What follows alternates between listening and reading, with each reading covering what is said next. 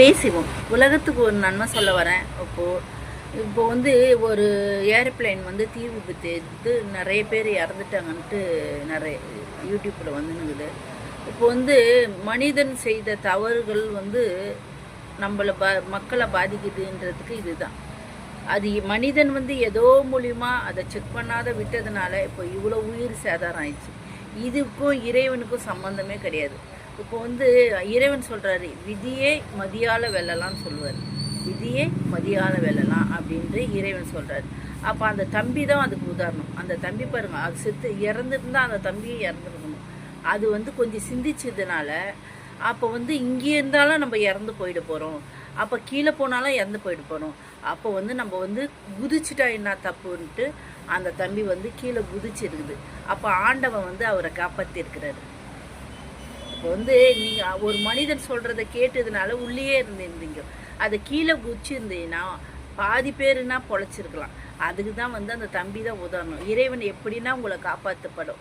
அதுக்கு தான் வந்து விதியை மதியால் வெல்லலான்னு சொல்கிறது. இப்போ வந்து நான் நிறைய வாட்டி சொல்லுவேன், உங்களுக்குள்ளே தான் இறைவன் இருக்கிறாரு அப்படின்னு சொல்லுவேன். எப்படி இருக்கிறாருன்னு அதையும் நீங்கள் நிறைய பேர் என்னை கேட்குறாங்க. அதுக்கு வந்து நான் விளக்கம் சொல்கிறேன். இப்போ வந்து கண்ணு தான் ஒளியை வந்து நம்ம பார்த்தா தான் அந்த அழகான கவர்ச்சியான பொருளுங்களாம் தெரியும். அப்போ தெரியும் போது ஒளியாய் இறைவன் வருகிறார் நம்மளுக்குள்ள. அப்போ உணர்வுனா நம்ம வந்து அந்த உணர்வை வந்து இது பண்ணாதான், ஆக்டிவ் பண்ணாதான் நம்ம வந்து அதை செயல்படுத்த முடியும். நம்ம வந்து ஜட மாதிரி இருந்தோம்னா செயல்படுத்த முடியாது. அப்போ வந்து ஒளி மட்டும் கண்ணு மட்டும் இப்படியே பார்த்துன்னு இருந்தால் செயல்படுத்த முடியாது. அப்போ உணர்வு வரணும் நம்மளுக்கு. உணர்வு வந்து அதை நம்ம சாதிக்கணும், ஒரு பொருளை எடுத்து சாதிக்கணும் அப்படின்னு சொல்லும்போது தான் நம்ம உணர்வு தூண்டப்படுது. அப்போ தூண்டப்படும் போது ஒளியாய் உணர்வாய் இறைவன் வருகிறார். அப்போ சிந்தனை படைப்பார். அப்போ எப்படி நம்ம வந்து அந்த பொருளை வந்து அடையலாம் அப்படின்ட்டு சிந்திக்கிறோம். வேலை செஞ்சு அடையலாமா, என்ன பண்ணால் அந்த பொருளை அடைய முடியும், என்ன வேலை செஞ்சால் அடைய முடியும், எவ்வளோ சேமித்தா அடைய முடியும்ன்ட்டு சிந்திக்கிறோம். அப்போ வந்து சிந்தனை தரனா இறைவன் வருகிறார். அப்படின்னா இறைவன் சொல்கிறார் நம்மளுக்குள்ள, ஒளியாய் உணர்வாய் சிந்தனை படைப்பாய் நமக்குள் இறைவன் வருகின்றார். உலகுக்கு நன்மையை புரிந்திடவே